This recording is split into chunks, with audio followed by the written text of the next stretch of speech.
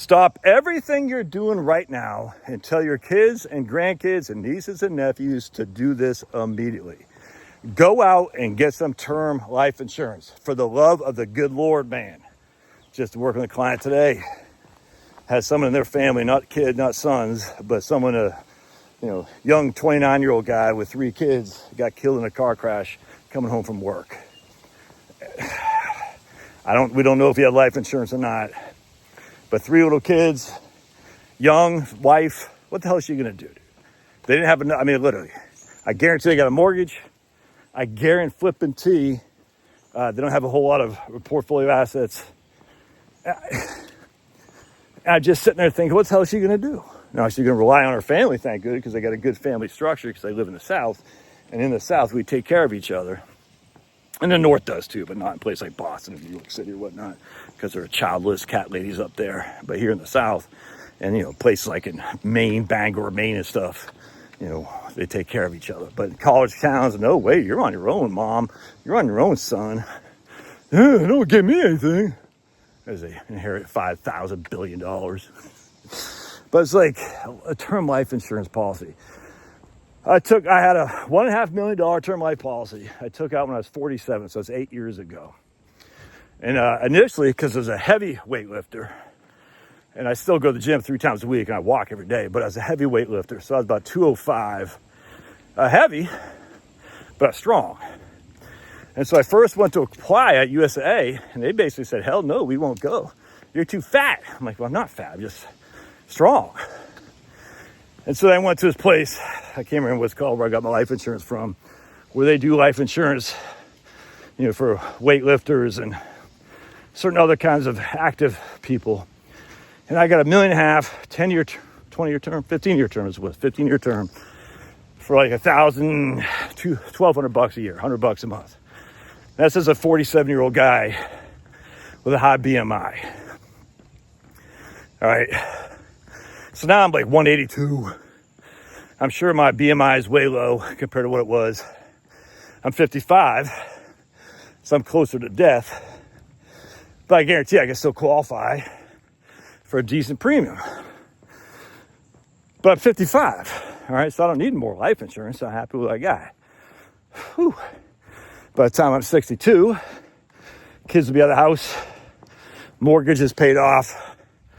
My wife would, go, if I die, she'll take the money and run. If my life insurance isn't there and I die, my wife sells a house. She has $300,000-$400,000 in retirement accounts, Roth, whatnot.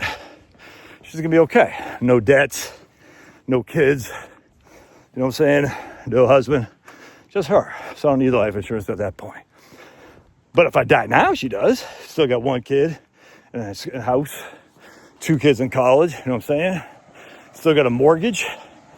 That's just a fact, Jack. So where I'm going with this is, get life insurance while you're young and it's cheap. And this is one of the biggest mistakes I ever made. I had a 30-year term from USA. I think it was even before we got married. So we got married when I was 29. I think I took it out when I was 27-year-old. A $500,000 30-year term.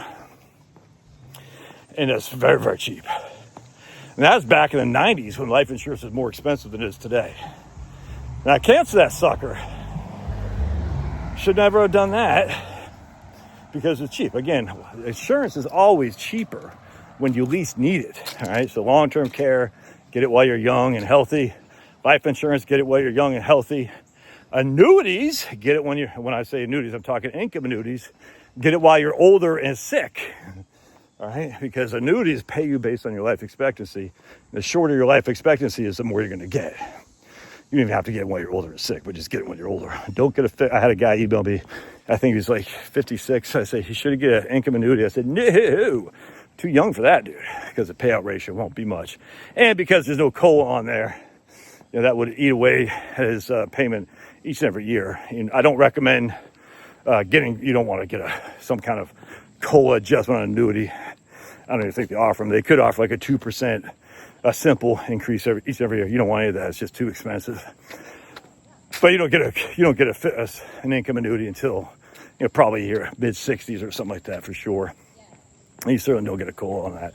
Doesn't, again, I don't think they even offer COLAs on annuities anyway. Hey, so the point being is, when you need income, you wait till you're oldest, because that's when they're going to give you the most income.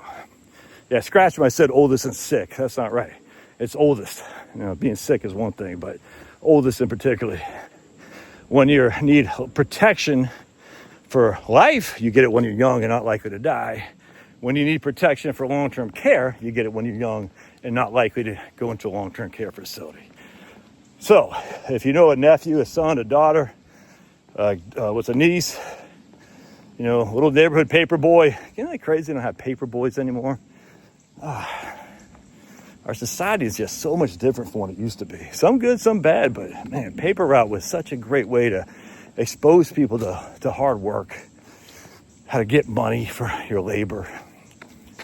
Just sad. But anyway, yeah, talk to them about getting life insurance, and then talk to them about making sure they name their beneficiary, their spouse or a loved one, as opposed to the estate. You don't want to name the estate. Just give it directly to your spouse, man. Some people say name the estate because the sales guys, they're just trying to rush through the application process. Nah. Who do you want to name your beneficiary? My wife, my daughter, something like that. Oh, we need a social. All right, I'll give you I'm going to hang tight. I'll go get the social.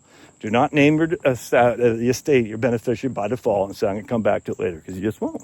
And then it's going to go to the estate and it'll be probated. It's still tax-free, but it's just a pain in the butt. Name the beneficiary as a human being. All right, God bless.